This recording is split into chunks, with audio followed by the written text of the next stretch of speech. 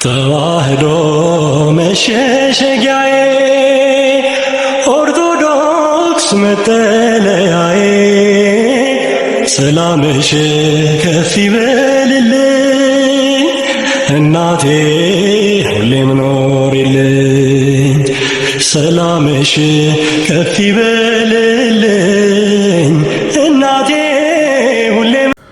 በስመ አብ ወወልድ ወመንፈስ ቅዱስ አሐዱ አምላክ አሜን። ሰላም ተወዳጆች እንደምን አላችሁ? እኔ የፍጥረት ሁሉ ባለቤት እግዚአብሔር ይመስገን በጣም ደህና ነኝ። ተወዳጆች እንዴት ናችሁ? መምህር ምህረተአብ ሐሳብ ችረዋል። የመምህር ምህረተአብን ሐሳብ ሰምተን እንመለሳለን። አንድ ሲኖዶስ አንድ መንበር የሚለው ስርዓቷ ያን ጊዜ ሲደፈር በአስቸኳይ ስብሰባ ከያሉበት ሀገር ጳጳሳት ተጠርተው ጥቁር ልበሱ ያሉን ቀኖና ቀንነው ዛሬ ስለምንድን ነው የማይጠራሩት? በየቀኑ ታርደን በየቀኑ ስንሞት ስንፍና ተጭኖት እንቅልፍ እየተኛ መንጋውን በተኩላ ያስጨረሰ እረኛ ያከትማል ከእንግዲህ እረኛ መባሉ። እየተሰደዱ እየተገደሉ በጎቹ ካለቁ ከበረት ከሌሉ አባ መባል የለም አባ ባይ ከሌለ ክርስቲያን ካለቀ እየተገደለ ህዝቡ ጥቁር ለብሶ ባስከበረው መንበር ብትቀመጡበት ከእንቁ አሰርታችሁ ያፍሮ አይገባን መስቀል በእጃችሁ ብትይዙት በእነ ጴጥሮስ ስልጣን ማምን ልትፈቱ ይፍቱኝ የሚሏችሁ ለይፍቱኝ ሳይበቁ ቀድመው እየሞቱ መንጋው ከተበላ እረኞች ተኝተው አባ መባል የለም አባ የሚሉ ልጆቻችሁ ሞተው ባለማህተቦች በገንዛ ምድራቸው አንያችሁ ተብለው መኖርን ሲቀሙ ወደ እሳት ሲጣሉ ባዳኞች ታድነው እየተለቀሙ የነዋዩ ሙዳይ ሲጠበቅ ካደረ ቅርሳቅስ ድርሳኑ በክብር ከኖረ የቅርሱ ባለቤት ስለምን ሲሰደድ ሲታደን አደረ? ክብረ ክህነት ንቆ ቀኖና ለመጣስ ወይንም ለመብለጥ ካንድ ሊቀ ጳጳስ አይደለም ሐሳቡ አይደለም ምኞቱ እንደዚህ ሆ ብሎ የጮኸው ምዕመኑ የጮኸው ወጣቱ ስንጠፋ አይገድህም እያሉ ወደ ጌታ ያን ጊዜ እንደ ጮሁት ደቀ መዛሙርቱ እኛስ ከሲኖዶስ መፍትሄ ብንፈልግ ምንድነው ኃጢአቱ ምንድነው ስህተቱ? እኛስ ከሲኖዶስ መፍትሄ ብንፈልግ ምንድነው ኃጢአቱ ምንድነው ስህተቱ? እኛስ ከሲኖዶስ መፍትሄ ብንፈልግ ምንድነው ኃጢአቱ ምንድነው ስህተቱ?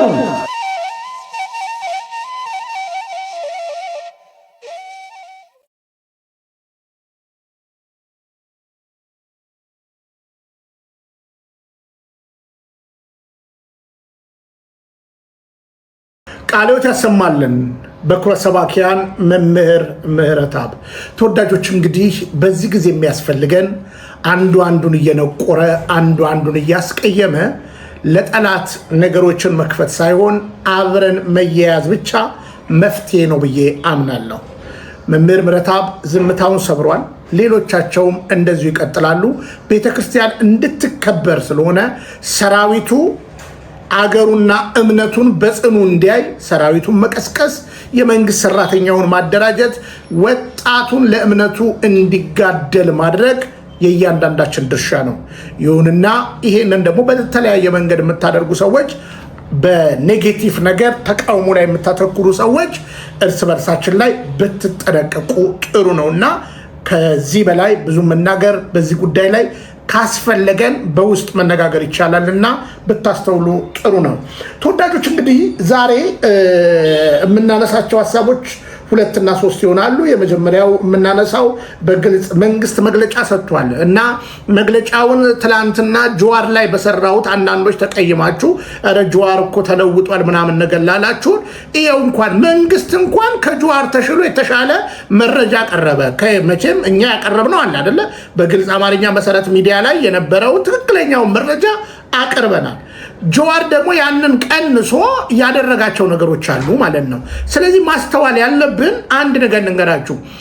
አክቲቪስቶች በኋላ መጣለው አቶ ታዬ ቦጋለ የሚባለው ላይ የሚያወሩት ወሬ በመጀመሪያ እኔ አሁን ስለ እስልምና ከእስልምና ያለውን ቢበደል እስልምና ከእስልምና ያለውን ነው እንጂ ክርስቲያን ነኝ ብዬ የሆነ ነገር ቀናንሽ መናገር የለብኝም። ከዛ በተረፈ በእስልምና ጉዳይ ስለሰሯቸው እያንዳንዱ ነገር ውሸት ካለበት መነጋገር እንችላለን ማለት ነው። ስለዚህ ለምሳሌ ትላንትና ያላስገባውላችሁ የወንድማችን የጀዋር መሐመድ አንድ ንግግር አለ። እስኪ ላሰማችሁ። ገነናዊ ህዝባችንን ሲጨፈጭፉ ሲዘርፉ ሲገሉ የነበሩ ከምኒልክ እስከ መለስ ተመልሰው አይመጧትም።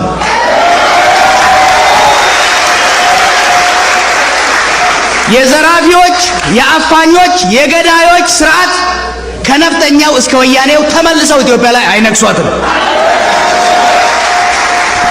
እንግዲህ ጀዋር መሐመድ ላይ ትላንትና ማስጠንቀቂያ የሰጠውበትን አንዳንዶች በተለያየ ነገር ያሰባችሁታላችሁ።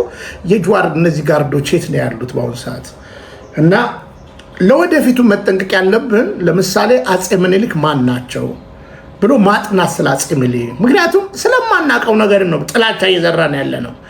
እንደገና ደግሞ አጼ ኃይለሥላሴ ማን ናቸው? እያንዳንዳቸው ተመልሶ አይመጡም። አሁን ሞተዋል። ግን ሀሳባቸውን በጣም መግዛት ያለብን ነገር አለ። በነገራችን ላይ የሀገር ፍቅር፣ የህዝብ አንድነት አየ።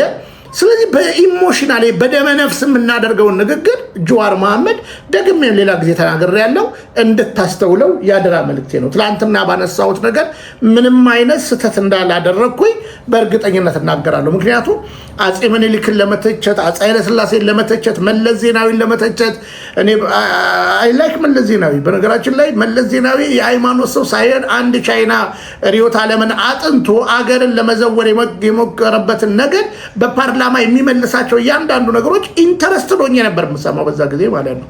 ፓርላማው ሞቅ ያለ ነበረ።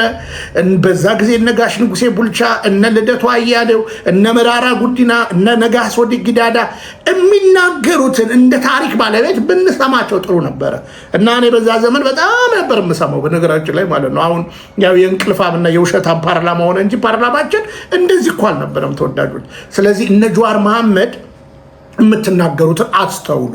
አሁን ትላንትና በተናገርከው ነገር እኔ ስቃወም ዋቢ የምታደርገው የእኛን መረጃ ነው።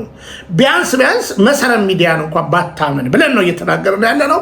ዛሬ ብልጽግና ምን አለ? መቼም መዋሸት አመሉ ነውና የኦሮሚያ ህዝብ ግንኙነት ቢሮ አንድ የሆነ ሰው አንስቶ እንዲናገር ካደረገ በኋላ ብልጽግና ምን ብሎ ለማስተባበል የሄደበት መንገድ ደግሞም እውነት ያለበት ነገር ምን ይመስላል? እንዳልኳችሁ ሁሉን ነገር ለራሱ ነው የሚሰበው፣ ሁሉን ነገር ለራሱ ነው የሚያደርገው። በሌላ ቪዲዮ እመጣለሁ። ጠቅላይ ሚኒስትሩም በምን ያህል ቅጥፈት ስለ ቤተክርስቲያን እንደዋሹ ደግሞም የቤተክርስቲያን አባቶች ይልቁኑ ቅዱስነታቸው ጠቅላዩን የሞገቱበትን ንግግር በሚቀጥለው ቪዲዮ እመጣላችኋለሁ። ግን ዛሬ ምን አለ? ከዛ አቶ ታዬ ቦጋለ ጋር እመጣለሁ። የአርሲ ዞን ጥቃት ስንመለከት ዘርዘር ባልከን ስንመለከተው አሰኮ ወረዳ ላይ ደለታ ጨፌ ቀበሌ ላይ በተደረገው ጥቃት ይህ በሌላ አካባቢ ምርጫን ለማደናቀፍ ሲሞክር የነበረው ጽንፈኛው ሽብርተኛው የሸኔ ቡድን እዛ አካባቢ ላይ ያሉት ላይ በመጀመሪያ ግጭት የፈጠረው ከአካባቢው ካሉት የጸጥታ አካላት ጋር ነው፣ ከሚሊሻና ከፖሊስ ማለት ነው። ይህ የሚያመላክተው በእለቱ ቀን 5 የሚሊሻ አባላት 3 የፖሊስ አካላት ተሰውተዋል። ይህ የሆነ ያለ ግን እነዚህ የሚሊሻ አካላትና የፖሊስ አካላት ከዚህ ጽንፈኛ ቡድን ጋር እየታገሉ ባሉበት ሁኔታ ከአካባቢው ሰው እንዲሸሽ ብዙ ስራ ሰርተዋል። ያም ሆኖ ግን በዛው ወረዳ 4 ሲቪሎች ተገለዋል። በተመሳሳይ በቦታው ላይ በአሰኮ ወረዳ ላይ የሚገኝ አንድ የኢትዮጵያ ኦርቶዶክስ ቤተክርስቲያን የተቃጠለ ሲሆን የአንድ የመንግስት ጤና ጣቢያና የቀበሌ ጽህፈት ቤትም ተዘርፏል። 65 የግለሰብ ቤቶችም ተቃጥለዋል። ስለዚህ ከአካባቢው የወጡ የህብረተሰብ ክፍሎችም አሉ። በተመሳሳይ በሸርካ ወረዳ የሽብር ቡድኑ ታግተው የነበሩ 2 ነዋሪዎች ተገለዋል። እንዲሁም በእንቆሌ ዋቤ ወረዳም 2 ንጹሃን ግለሰቦች ገንዘብ አምጡ ተብለው ታግተው የነበሩ ተገለዋል። ይህ ሁኔታው ሆኖ ያለ ይህ መሆኑም በጣም አሳዛኝ እንደሆነ ሁሉም የህብረተሰብ ክፍል የሚያምን በመሆኑ ምክንያቱም ሰዎች ተበድለው አጥፍተው እንኳ ቤተክርስቲያንና የሃይማኖት ተቋማት ይጠለያሉ እንጂ ቤተክርስቲያንና የሃይማኖት ተቋማት የጥቃት ማዕከል መሆን ታሪካችንም እሴታችንም አይገልጸንም። ይህ አሳዛኝ ድርጊት መወገዝ እንዳለበትና መንግስትም በጽኑ ያወገዘው እንደሆነ የገለጽም ግን ጉዳዩ ላይ ፋክቶችን ለማዛባትና የተለየ ቅርጽ ለመስጠት የተካሄደውን ሁኔታ ግን በጣም በጽኑ እናወግዛለን እንደ ሰላም ሚኒስተር ማለት ነው። ጉዳዩ በልኩ መታየት አለበት የሚል ጽኑ እምነት አለን። አዎ ጥቃት ተፈጽሟል። አሳዛኝ ጥቃት መደረግ የሌለበት አዎ እነዚህ ንጹሃን አማኞች መጎዳት የለባቸውም። አዎ የእምነት ተቋማት በክብልና ከብራቸው እንጂ ልንጎዳቸው አይገባም። እነዚህን ተቋማት የመጠበቅ ኃላፊነት እንዳለብንም በጽኑ እናውቃለን። እንዲህ አይነት ኢንሲደንቶች በሚፈጠሩበት ሰዓት ሆነኝ ብለው ህብረተሰብን አብሮነት ለማፍረስ አብሮነትን ወደ ግጭት ለመውሰድ በሚደረጉ ጉዳዮች የሚመጡ ጥቃቶችን ግን በልኩ ማየት። እሺ እንግዲህ የሰላም ሚኒስትሩ ያው እንደዚህ ተናግረዋል። አሁን ይሄንን እንግዲህ ማን ነው ጁዋር እንዴት ታየዋለ መሰል ነገሮች ግን እንግዲህ የሰላም ሚኒስትሩ አሁን ባነሱት ሐሳብ እንግዲህ በቦታዎች ላይ የነበሩትን ነገር ለማነጻጸር መጀመሪያ ደረጃ 5 ሚኒሻ ከዛ በኋላ 3 ፖሊስ 8ኛ ሰዎች ተገድለዋል፣ 4 ደግሞ ንጹሃን ተገድለዋል። እንግዲህ እነዚህን እናንተ ደምሯቸው 8 ሲደመር 4 12 ብለው ተናግረዋል። በሌላ ቦታ ደግሞ 2 ንጹሃን ብለው እንደገና 4 ደግሞ ብለዋል። እንግዲህ ወደ 16 አካባቢ እየደረሰ ነው። የተቃጠሉት 234 ቤቶች ናቸው። እሳቸው ግን 65 ናቸው እያሉ ነው። ጁዋር እንግዲህ ምን እንዳለ በደንብ ሰምታችኋል። 12 ቤት ተቃጠለ ነው ያለው። በደንብ ስሙ። ቤተክርስቲያን አልተቃጠለም ብሏል ጁዋር። እነሱ ደግሞ ቤተክርስቲያን ተቃጥላለች ብሏል። እኛ ደግሞ 2 ቤተክርስቲያን ተቃጥሎብናል። መንግስት ምን ያህል እንደሚቀንስ ቆም ብላችሁ ማየት አለባችሁ እንደዚህ። ስለዚህ በመጀመሪያ ከምታውቁት አሁን እኛ መንግስት ቀዳንሶ ልክ ቤተክርስቲያን ተቃጠለች ብሎ ራሱ ደግሞ ምን አለ? አንድ ቀበሌና አንድ ጤና ጣቢያ እንደዚህ ወድሞብናል አለ። አያችሁ፣ ለማቻቻል የራሱን ፖለቲካ ለመስራት ነው። አጭር አማርኛ የሰላም ሚኒስቴር አንተን ያቃጠልከው፣ አብይ አህመድ አንተነ፣ ሽመልስ አንተን ያቃጠልከው፣ አንተን ህዝቡን ያስገደልከው። ምን ነው ትላንትና ጎጃም ላይ የሄደችው ድሮን ወደዛ ሜዳ ቃታት እንዴ? እነዚህ ሰዎች እኮ አሉ። ይሄው እንደምናሳያችሁ እኮ አሉ። በፎቶ በአደባባይ እኮ እየፎከሩ እኮ አሉ። ስለዚህ በውሸት የሚከበር እግዚአብሔር የለም። አሁን ወደ ሌላኛው ወሬኛ ልምጣላችሁ። ወደ ሌላኛው ወሬኛ አቶ ታዬ ቦጋለ ወደሚባል ማለት ነው። አሁን በደንብ ስሙኝ። ታዬ ቦጋለ እንግዲህ ይሄንን አሁን እንግዲህ መንግስት እስከ ዛሬ የት ነበረ? አሁን ለምሳሌ ምርጫዬን ሊያደናቅፉ አለ። ዛሬ እኮ እኛ 53 ኦርቶዶክሳውያን ተገደሉ ብለን እኮ ስንናገር የተቃጠሉትን የተሰደዱትን እንደዚህ በሬሾ አውጥተን ስናሳይ ለህዝብ ከመሰረት ሚዲያ ከውስጥ ምንጮች እያነሳን ስንናገር እነ ታዬ ቦጋለ ምን ይላሉ? ፋኖ ነው እዛ ሄዶ የገደለው ብለው ከፋኖ ጋር አሜሪካ ሀገር እንግዲህ ጥቅም ስላልተገኘ እኔ እውነት አፍራለሁ። በነገራችን ላይ መጽሐፍ ማንበብ ምሁር አያሰኝም። ባይደዌ አቶ ታዬ በደንብ ስማኝ። እንደናንተ አይነት ምሁር ነን የሚሉ ትላንትና የተናገሩትን አጥፈው የሚቀላብዱ እና እንዲህ ነኝ ብራዘር፣ ስለ ሴጣን እኮ እኛ ተምረናል። በነገራችን ላይ ሴጣን ማን እንደነበር እናውቃለን። አንተ መጽሐፍ ስላነበብክ ምሁር ከሆንክ ስታንድ ይኑር፣ ዋን ስታንድ ይኑር፣ አንድ ቋሚ ስታንድ ይኑር። እውነትን እውነት ለማለት እውቀት ከሆነ እውቀትህን እውቀት ብለህ ማስፈር ማለት ነው። የምትገለባበት እንደፈለክ የምትሆን በውሸት በኋላ ንጽጽር ያሳያለሁ እና አደራ እምላችሁ እንደነዚህ አይነት ሰዎች በዚህ ታሪክ ውስጥ ተጠያቂ ናቸው። የዛሬ 6 ወር አካባቢ እሱ ከአማራ ፖለቲሽያን ጋር ስለተጣላ ፋኖ ነው የገደላቸው ኦርቶዶክሳውያን እዛ ቦታ ሄዶ ብሎ ሲዋሽ ሰምቼ እኔ አፈርኩኝ። እርግጥ አቶ ታዬ ከዚህ በፊት ኢንተርቪው ላደርገው ጠይቄው ነበረ። ላልተወሰነ ጊዜ ወደ ሚዲያ አልወጣም ብሎ ጽፎልኝም ነበረ ከትልቅ አክብሮት ጋር መርሃ ግብሬንም እንደሚከታተል አሁንም ይከታተለኛል። ህሊናክ ምን ይልሃል ታዬ? እውነት ለመናገር ከህሊና ጋር ተስማምታል? እስኪ አንዳንድ ማሳያዎችንም በኋላ አሳያለሁ። የምታነሳቸው ነገሮች አሉ። መብት እኮ ነው። ፕሮቴስታንት መሆን መብት ነው። መንግስት መደገፍ መብት ነው። ግን አንድ ምሁር ነኝ አንድ እውቀት አለኝ የሚል ሰው መንግስት እንኳን ፋኖ ምናምን አላለማውን ባይደዌ ማለት ነው። አንተ ግን አርሲ ላይ እየገደለክ ያለው ፋኖ ነው ብለህ በቁስላችን ላይ እንጨት እየሰደድክ በቁስላችን ላይ ጨው እየነሰነስክ ለምን ትቀልድብናለህ? የውሸትም እኮ አይነት አለው። አንተ እውነተኛ መምህር ከሆንክ እኔ ያው እነ ቲቸር እንግዳ ናቸው ያስተማሩኝ፣ እነ ቲቸር ኢብሳ ናቸው ያስተማሩኝ፣ እነ ቲቸር ሙሉ ናቸው ያስተማሩኝ። ዘዋይ ስማር ከአንደኛ እስከ 12ኛ እውነት ለመናገር አንተ እውነተኛ ምሁር ከሆንክ የአብይ አህመድ ፎርጅድ ሰነድን ለምን አታጋልጥም?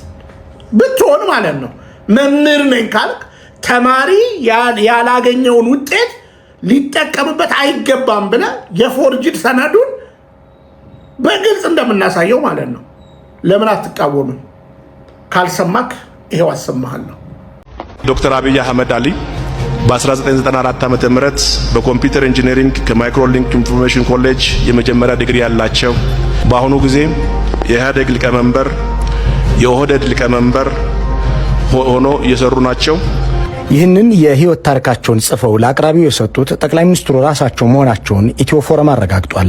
በ1982 7ኛ ክፍል ላይ የቆመን ትምህርት አስከትሎ በ1994 ዓ.ም የመጀመሪያ ዲግሪ ለማግኘት 9 ዓመታትን መማር ይጠይቃል።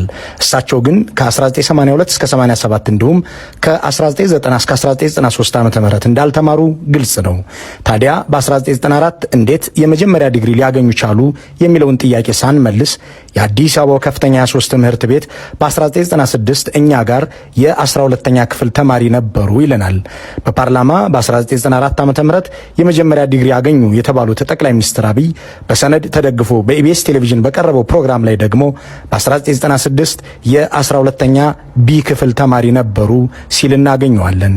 96 ዓመተ ምህረት የኛ እዚህ ተማሪ ነበሩ። የአሁኑ አዲሱ ጠቅላይ ሚኒስትራችን የኛ እዚህ ተማሪ ነበሩ፣ እዚህ ነበሩ። እሳቸው እንደዛ ያሉ ተማሪዎችን ያፈራ ትምህርት ቤት ነው። መምህሩ ምንም በደንብ ነው የሚያስታውሳቸው። በተለይ አስተማሪዎቻቸው ጥሩ ዲሲፕሊን የነበራቸው ተማሪ እንደነበሩ ይገልጻሉ። ስለዚህ ትምህርት ቤታችን ይሄን ጠቅላይ ሚኒስትር ማፍራት ችሏል።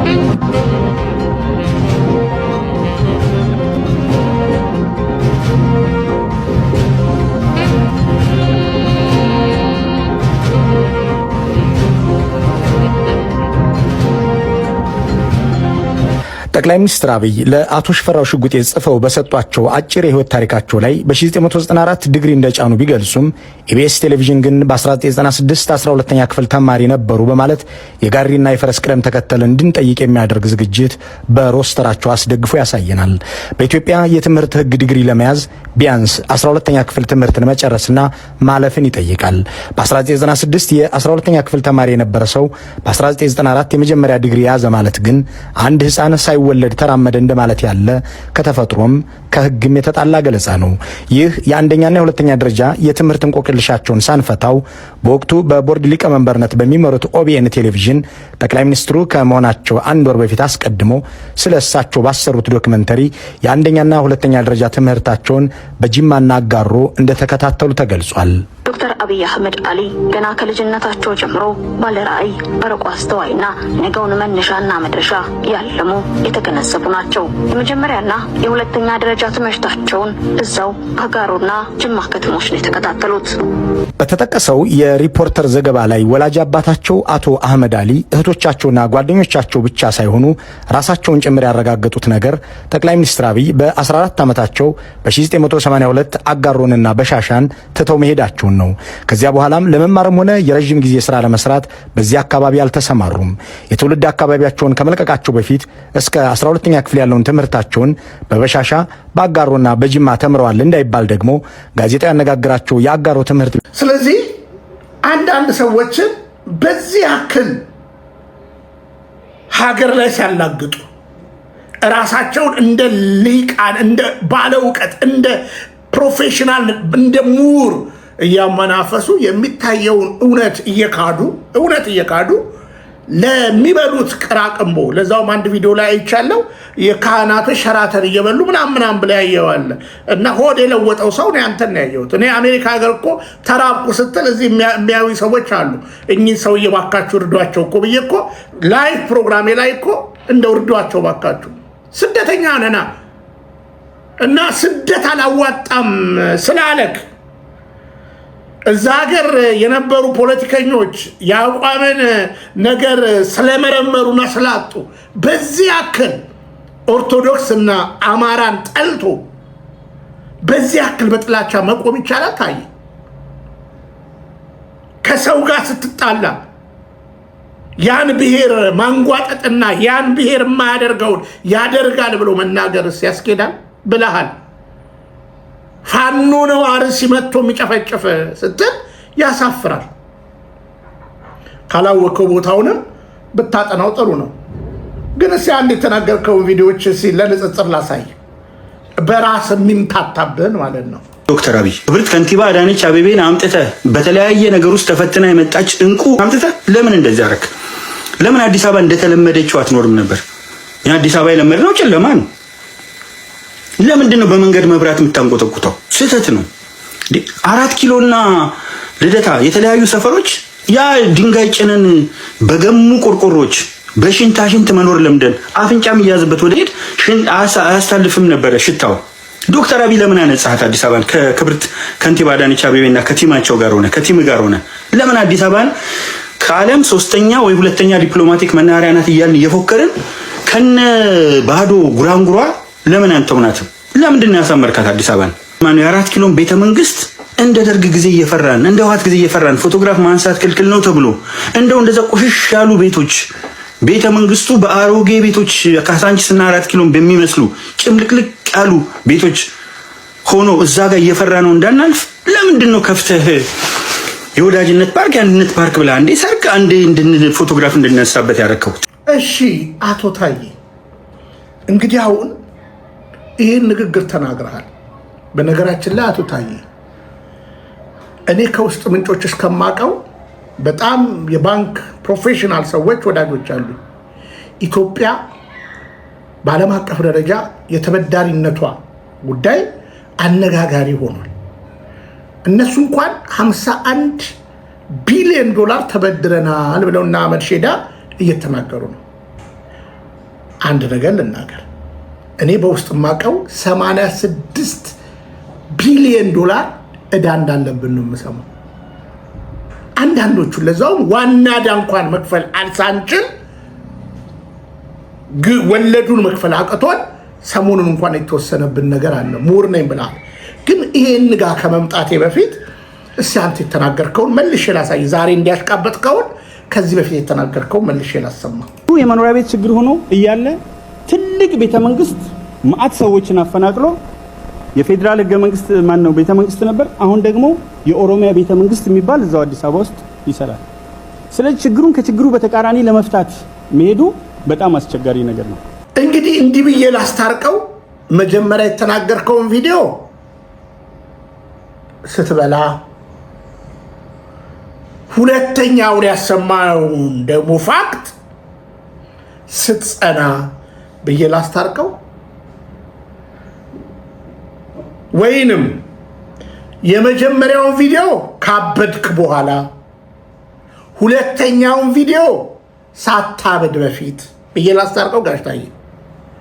ወይስ እንዴት ብዬ ላስታርቀው? የመጀመሪያውን ቪዲዮ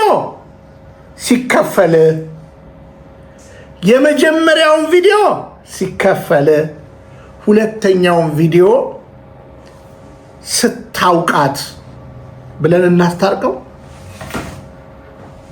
እንግዲህ ያበዱ ብዙ ምሁራን ስለማይ መጨረሻን እግዚአብሔር ያሳምርልን ነው የምለው። እውነት እንድትል ያስፈልጋል።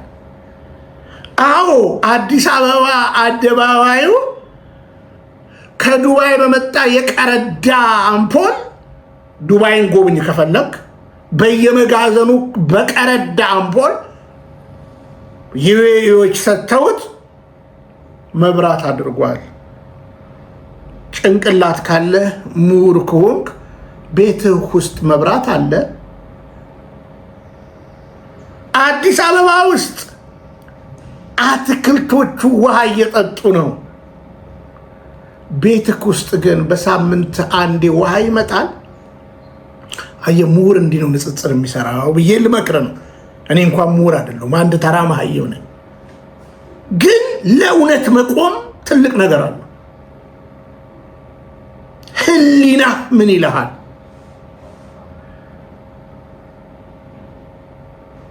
እቺ እኮ አሸበረቀች የምትላት ሀገር መብራት አምፖል የዛሬ 5 ዓመት እናየዋለን።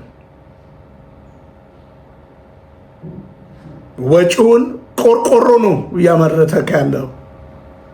ስለ ስነ ህንፃ እንኳን ብታጠና ትልቅ ነገር ነው። ቆርቆሮ አርቲፊሻል ነገርን ማብረቅረቅን ቀለም ማስዋብን እንደ ትልቅ ነገር እኛ እኮ ብራዘር ምሁሩ እኛ እኮ የሚያስፈልገን ምን እንደሆነ ታውቃለህ?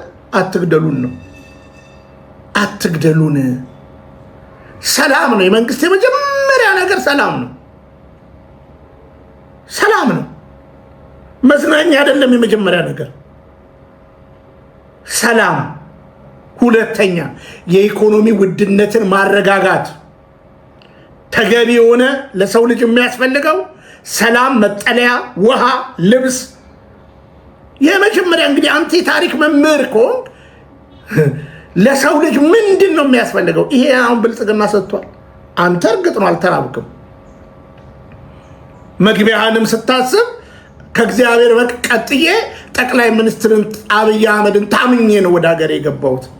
እኔ ልንገርህ እዚህችው በስደት ሀገሬ ደረቅ ብዬ ልቀር ከዚህ ቆሻሻ መንግስት ጋር ስምምነት ከማደርግ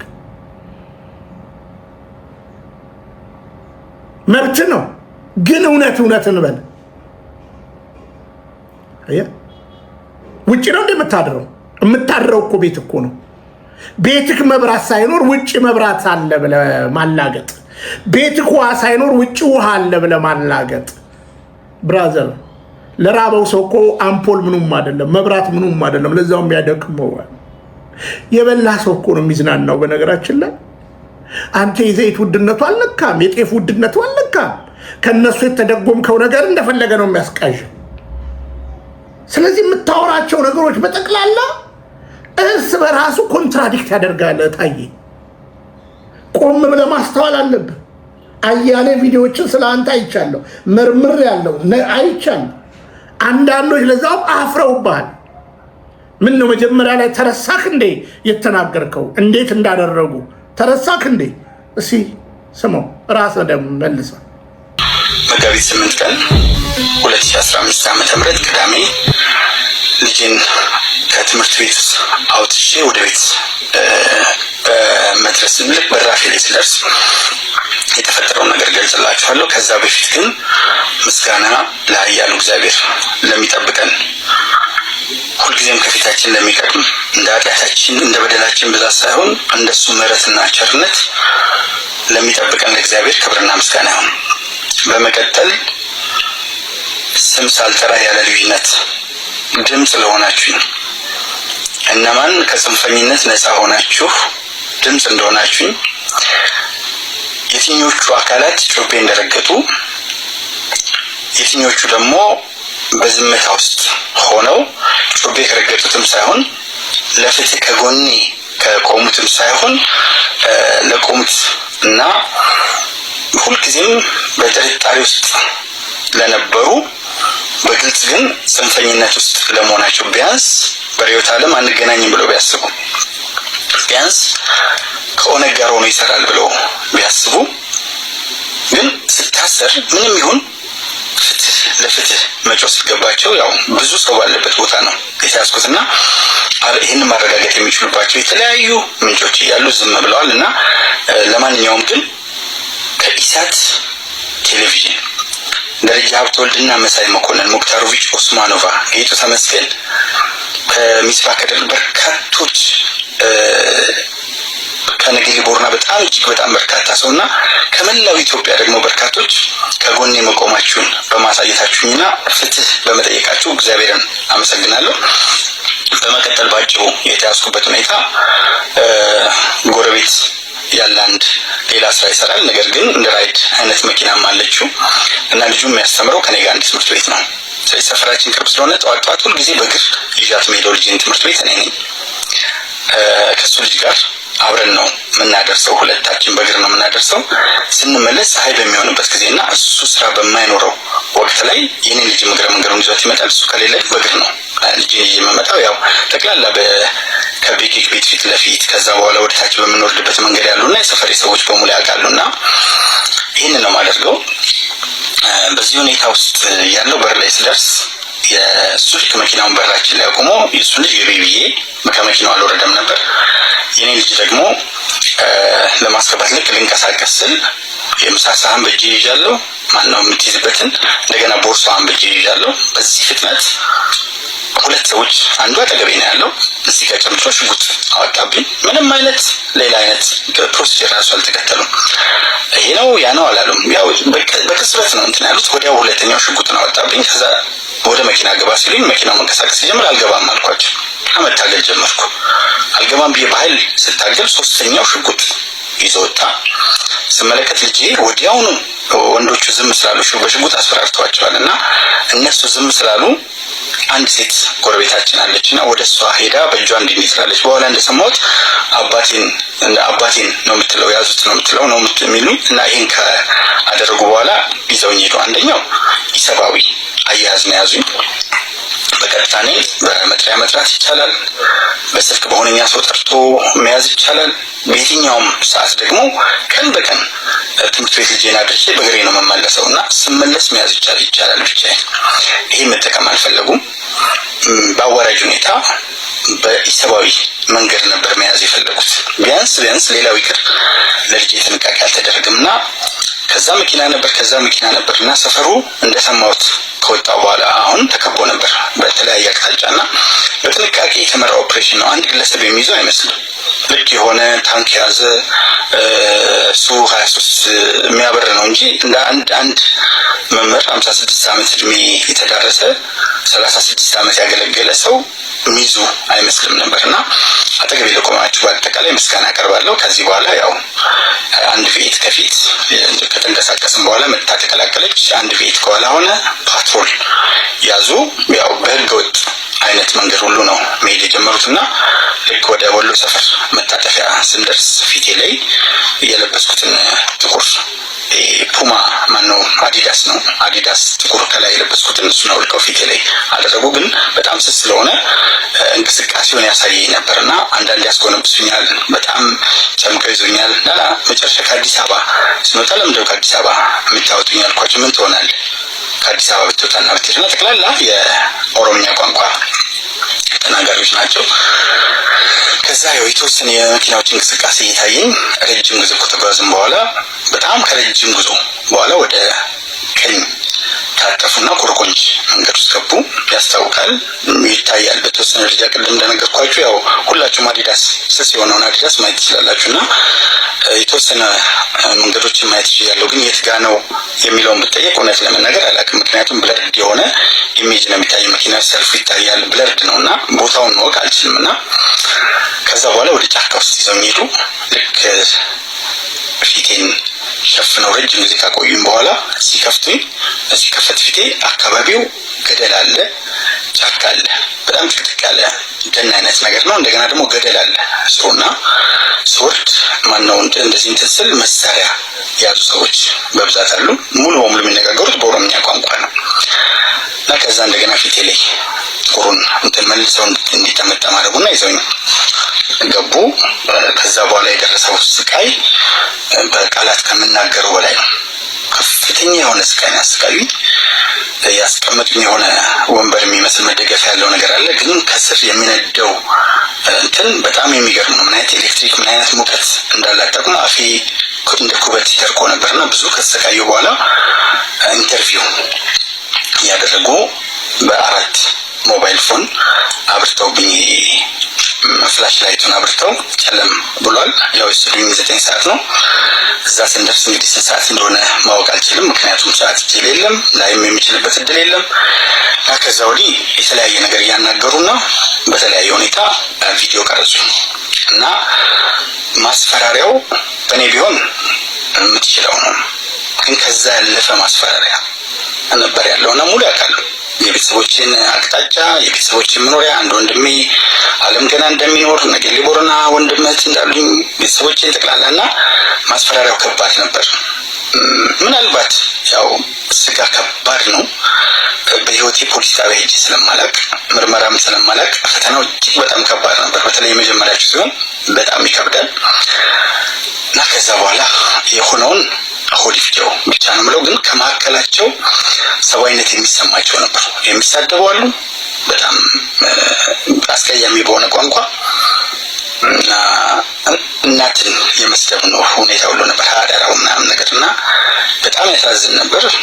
ግን መልካም ሰዎች ደግሞ መካከል ላይ በጣም መልካም ሰዎች አይቻሉ። ይሄ መካዳችን ብዙ ናቸው። ያው የሚመረምሩኝ እንትናቸው የወሰዱኝና የሚመረምሩኝ ሰዎች የተለያዩ ናቸው። የወሰዱኝ ሰዎች አካባቢም 2 አይነት ናቸው። መኪና ውስጥ የነበሩት ከጎንና ጎን ወጥረው ያዙኛሉ።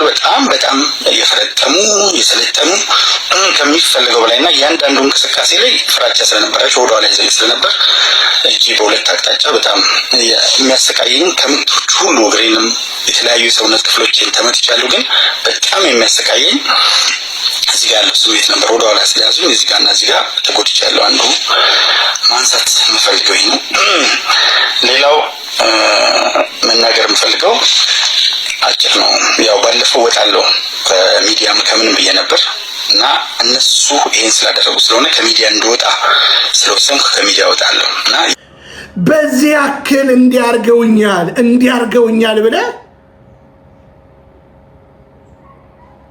የገለጥካቸው ማንም እኮ አይደለም። እነ ሽመልስ አብዲሳ እና አዳነች አቤቤ እና አብይ አህመድ ነው እንደዚህ ያደረጉ አይደሉም ብለህ ግን መሸምጠት አትችልም። ይሄን ሁሉ ነገር ከደረሰብህ በኋላ ወደ አሜሪካ ሄድ ካልተሳካልም አሜሪካ ስትሄድ፣ ስለዚህ አሁን ጥርጣሬ ውስጥ ገባን። መመታትንም ጥርጣሬ ውስጥ ገባን። የደረሰብኝ ያልከውንም ጥርጣሬ ውስጥ ገባን። እውነተኛ ሰው ከሆንክ ለውሸት አትኑር። የሀገር ኢኮኖሚ አድጓል፣ የሀገር ነገር ምናምን እኔው ለእሱ ዘመን ያመጣዋል፣ ዘመን ይገልጠዋል። ግን አሁን ብልጽግናን ለመቃወም የሚጠይቀው ሰው መሆን ብቻ ነው። እየበላ ነው የኢትዮጵያ ሕዝብ። እንዴት ይበላል? በእያንዳንዱ ነገር ልታነጻጽር ይገባል። የዛሬ 8 ዓመት 9 ዓመት 10 ዓመት የነበረ ክስታን ሽብርክ ብሎ በዚህ ዓመት ውስጥ በእንዲህ አይነት መውረድ ቴዲ አፍሮ ስትቃወም ብልጽግናን የሚቃወም አሁን ነገ ምን ላይ እንደምትሰራ ቃል ነው። ያው እኔ ችግር የለብኝም።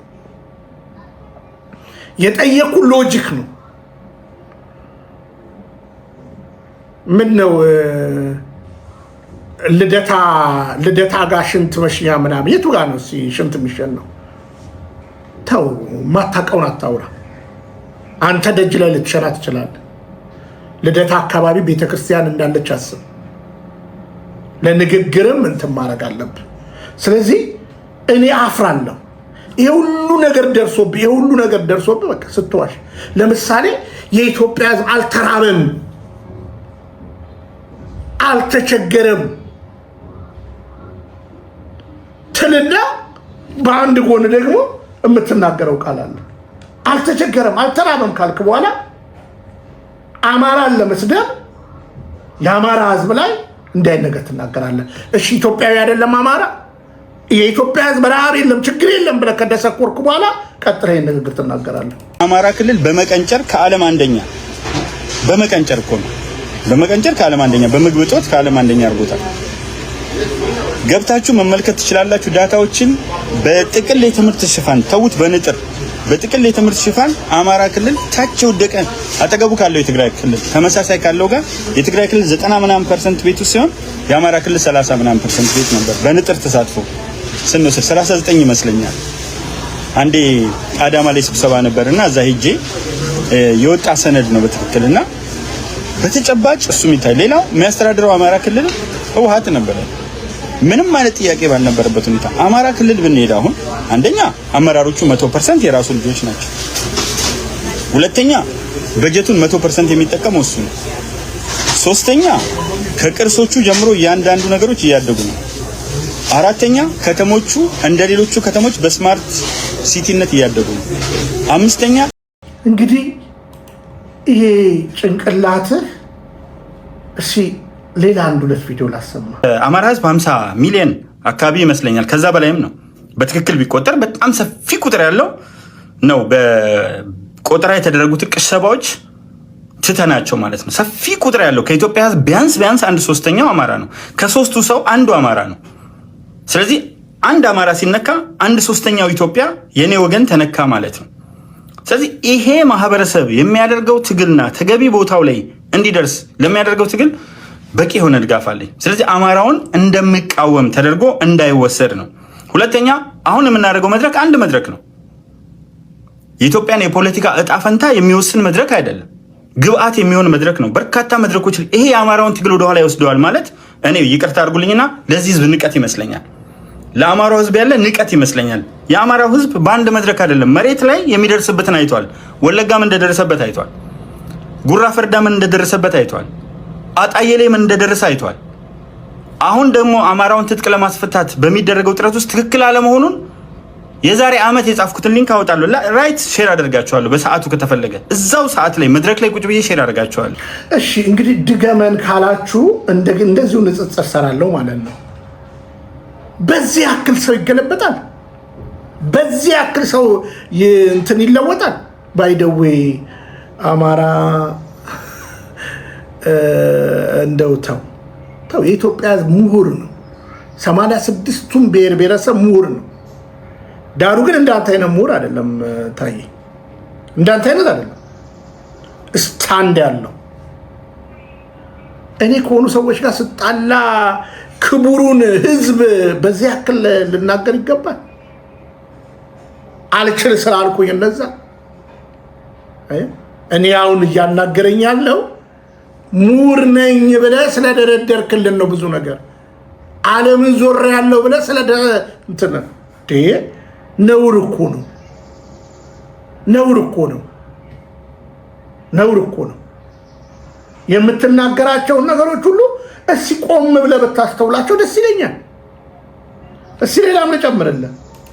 ስለ ስማርት ሲቲ ሰምተህ አታውቅም? ሌላ ቀን አብራራልሃለሁ። የስማርት ሲቲን ያመጣ ሸገር ሲቲን የፈጠረ የጫካ ፕሮጀክትን የፈጠረ ኤክስፖርት የውጭ ንግድ የህዳሴውን ግድብ እጥፍ የሆነ በአንድ ዓመት ያስገባ 9.3 ቢሊየን ዶላር የህዳሴውን ግድብ እጥፍ ያስገባ ወደብ ለዘመናት ኢትዮጵያን ይጮህበት የነበረውን የቀይ ባህር ጥያቄ የፈለገ ይሁን ትውልድ መመለስ አለበት ብሎ ከመጀመሪያው ግን ይኸውላችሁ ቃል እዚሁ ጋር ሲያዝ ላሰማ። ችግሩ የመኖሪያ ቤት ችግር ሆኖ እያለ ትልቅ ቤተመንግስት ማአት ሰዎችን አፈናቅሎ የፌዴራል ህገ መንግስት ቤተመንግስት ነበር። አሁን ደግሞ የኦሮሚያ ቤተመንግስት የሚባል እዛው አዲስ አበባ ውስጥ ይሰራል። ስለዚህ ችግሩን ከችግሩ በተቃራኒ ለመፍታት መሄዱ በጣም አስቸጋሪ ነገር ነው። እንግዲህ እኔ በጣም የማከብራቸው በኢትዮጵያ ውስጥ ትልልቅ ምሁራን አሉ። ታዬ ምሁር ነው፣ ሙቅ ነው። እናንተ መልሱልኝ። እኔ በዚያ ያክል ይወርዳል ብዬ ታዬን አልጠብቅም።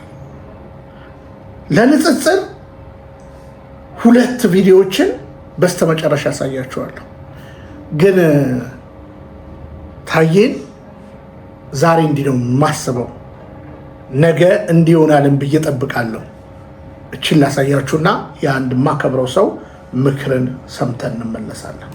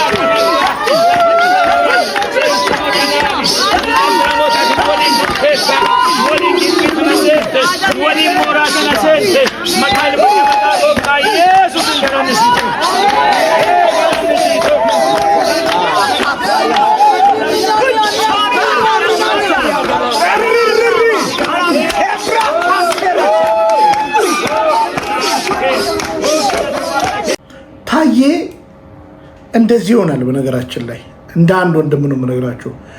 አለቅላቂ ሰው አሁን እንግዲህ ይህን ነገር ተመልከቱ። ሰሞኑ ሲናገርም አንዳንድ ነገሮች አይቻለሁ እና ይህንን አጥናው ከመንፈሳዊ ነገር ጋር በደንብ እንድታጠናው ያደራ መልእክቴ ነው። የአማራ ስነ ልቡና ኦሮሞ ጠልነት አይደለም። ለዚህ እኔ ምስካሪ ነኝ። ኦሮሞ አፍቃሪነት እንደሆነ በርካቶችን መጥቀስ እንችላለን። እንግዲህ ከዚህ በኋላ ከመስከረም 30 በኋላ መንግስት የለም ሲባል ኖ መንግስት አለ ሀገር ትቀጥል ያለው እየተበደለ አማራው ነው። ምርጫ የለም ሲባል የለም ምርጫ አለ ብሎ የተፋለመው አማራው ነው። መከላከያው ሲወጋ ከአፋሮች ቀድሞ የደረሰው አማራው ነው።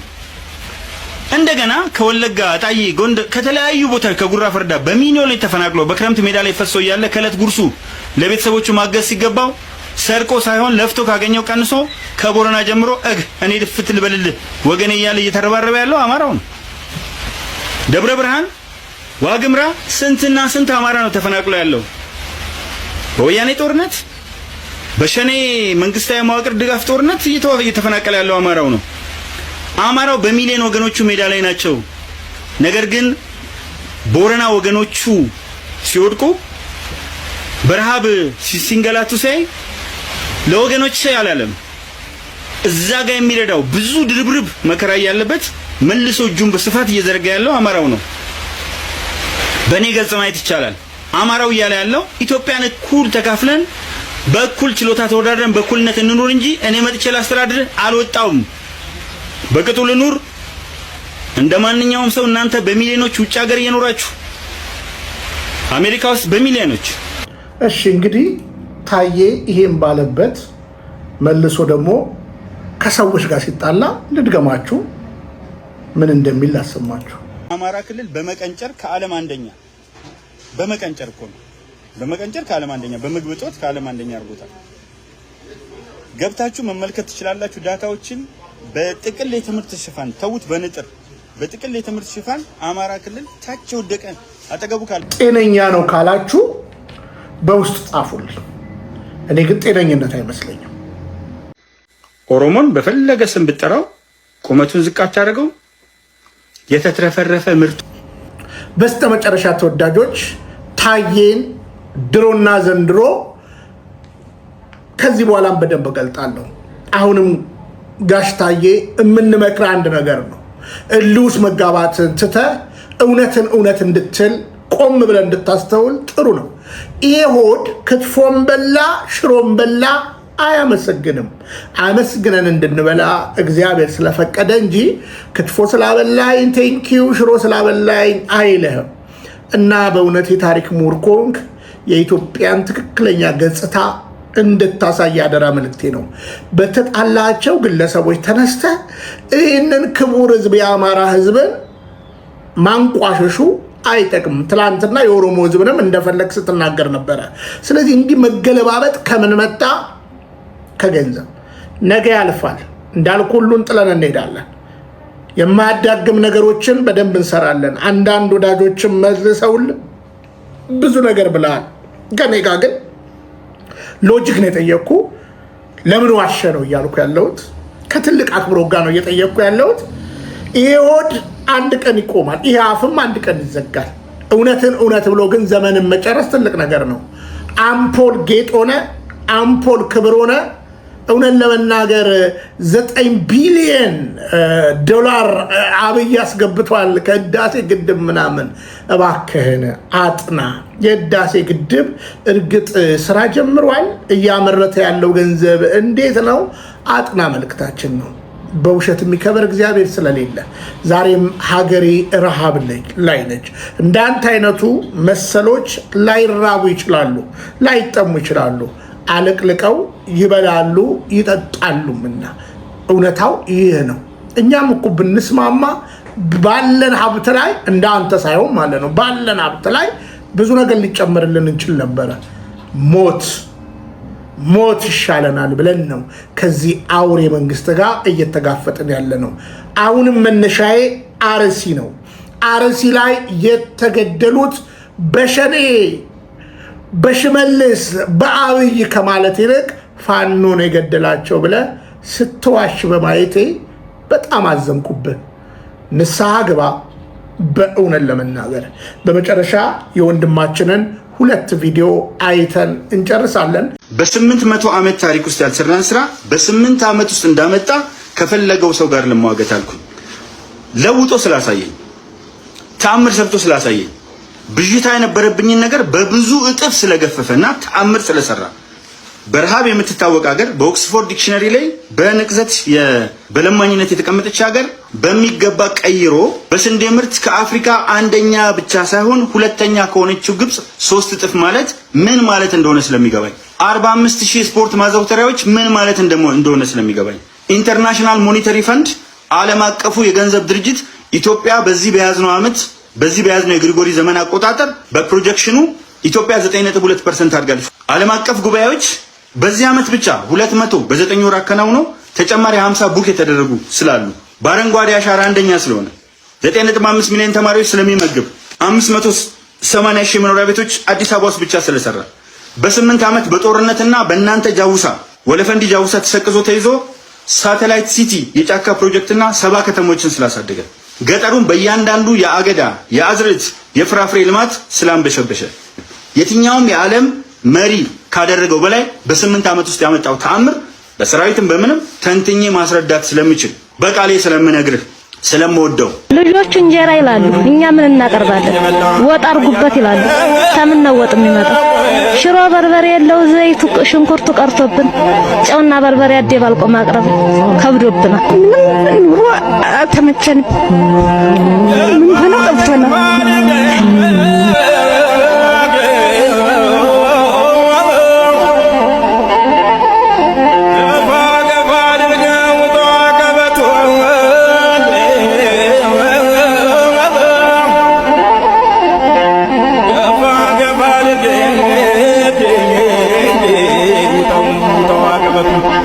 ወስደው አበዱብኝ።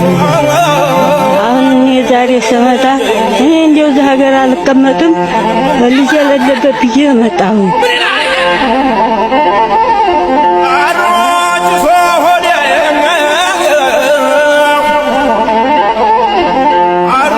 የእውነት ለመናገር እንደታየ ቦጋለ ስነ ልቦና ቀውስ የገጠመው የለም። ትናንትና ፍጹም ኢትዮጵያዊነት ፍጹም ምክንያታዊ ሆኖ ሲከራከር ያልተማሩ ምሁራን የገነቧትን ሀገር የተማሩ መሃይማን አያፈርሷትም ሲል ንግግሩን እንዳባባል ወስደን መምህር ከሆኑ አይቀር እንደታየ ቦጋለ ታሪክ ካነበቡና ከመረመሩ አይቀር ልክ እንደሱ ስንል ስናመሰግነው ነበር። ሲቸገርም እርዱኝ ሲልም የኢትዮጵያ ሕዝብ ሳይሰስት ሲረዳው አይተናል። በኢትዮጵያ ስም እውቅናን ተከናንሞ ዛሬ ላይ ግን ጭምብሉን አውልቆ እውነት በተናገረበት ምላሱ አሉባልታ ሲነዛበት የዘመኑ ሲሳይ ለእኔም የሚተርፈው ከእነንትና ጎን ሰውን ብቻ ነው ብሎ በማሰብ ስልጣን ፍለጋ ይሁን ቁራሽ ፍለጋ ወደ ዝቅጠት ገብቶ ጆሮ ስጡኝ እያለ ሲሰቃይ ተመለከትኩት። በአንድ ፖድካስት በነበረው ቆይታ አቅራቢው ጴንጤ ሆንክ እንዴ ብሎ ይጠይቀዋል። እሱም ሲመልስ ሃይማኖቴን አልቀየርኩም፣ የመንጋውን ቀልብ ለመሳብ ነው እንደዚያ የጻፍኩት። ይህ ሰውዬ ባለመደመጡ ምክንያት የመደመጥበት መንገድ ትክክል ይሁን አይሁን አይደለም ያሳስበው፣ እንዴት መደመጥ አለብኝ ተረስቻለሁ ብሎ ስለሚያስብ ነው። ሰዎች ጴንጤ ሆነ ብለው እንዲያስቡ ወደ ፕሮቴስታንት እምነት ያዘነበለ ጽሑፍ ያጋራው። የሚገርመው የሚያቀነቅነው ኢትዮጵያዊነት ሲቀጥንበት ወፍራም ማሽቃበጥን ጭንቅላቱ ላይ ጠምጥሞ ሲንገዳገድ ማየት እጅግ ያሳዝናል። ትልቅን የሚነቅፉ ትንሾች ተደማጭ ይሆናሉ የሚለውን ብሂል አድጎበታል። የቴዲ አፍሮ ዘፈን ምንም ትውልድ አያስተምርም፣ ሙሉ በሙሉ መልእክት የለውም፣ ትውልድን ወደ ዝሙት የሚከት ነው እያለ ሲተች ይህ ሰውዬ የስነ ልቦና ቀውስ ውስጥ እንደሆነ ማረጋገጫ ነው። ቴዲ አፍሮ በዘፈኑ ለብዙሃኑ ድምፅ የሆነ የግጥም ብስለቱ እንዳንተ አፈቀላጤ ሳይሆን አሰላሳይ የሚፈተው ቅኔ የሚቀኝ የታሪክ አዋቂ ፈላስፋ የሰውነት አርማን የሚያጎላ ምጡቅ የአእምሮ ባለቤት የሆነውን ታላቁን አንተ ታናሹ ከሱ ላይ ተንጠልጥለ ታላቅ ለመሆን ስትደክም ማየት አስገራሚ ነው። አንተ ህሊና የታወረው ታየ ቦጋለ ሆይ ፍቅር ያሸንፋል ብሎ የሚሰብክን ከመዋደድና ከመከባበር ውጭ አማራጭ የለም ብሎ የሚያምንን ወደ ተስፋ ጉዞ ብሎ የዘፈነን ስለ አድዋ ያቀነቅነን ስለ አባይ የተቀኘን የታሪክ ማህደሩን የተስፋ መርከቡን ለትውልድ ጽናት ተምሳሌት የሆነውን እንዳንተ ስርዓትና ጥቅም የማይበግረውን የመርህ ሰው የሆነውን ቴዲ አፍሮን መንቀፉን እንዴት ቻልክበት? ከቴዲ ወዲያ ስለ አንድነት የሰበከ የሃይማኖት መቻቻል እስላም ክርስቲያኑ በአንድነት በፍቅር እንዲኖሩ ያቀነቀነውን ቴዲን ዘፈኖች ሁሉ መልእክት የላቸውም፣ ዝሙት ቀስቃሽ ናቸው ማለት ይህ የአደባባይ ምሁር መሳይ መሃይምነት እንጂ ምን ሊባል ይችላል? እንግዲህ እንዳያችሁት ነው። ትውልድ ያስተውል መልእክቴ ነው። ምሁርና ሙቅን ማየት ትልቅ ነገር ነው። አው ሙቅ ጥቅም ይሰጣል። ለራሷ ጠጋኝ ነው። ለድሃው ቤት ደግሞ ተለቅልቁ በጋዜጣ ንፋስ መከላከያ ነው። ቢያንስ ቢያንስ የሙቅ ክብር እንኳን እንዳንሰጥ ግራ እየተጋባናለንና ታየ ቦጋለ ምሁር ወይስ ሙቅ? እናንተ መልሱልኝ። ሰላም እግዚአብሔር ከሁላችን ጋር ይሁን። ብንያም ሽታዬ ነኝ። ፍቅረ ኢየሱስ ሰላም። ተዋህዶ መሸሸጊያዬ ኦርቶዶክስ መጠለያዬ ሰላምሽ ከፍ ይበልልኝ እናቴ ሁሌም ኖሪልኝ ሰላምሽ ከፍ ይበል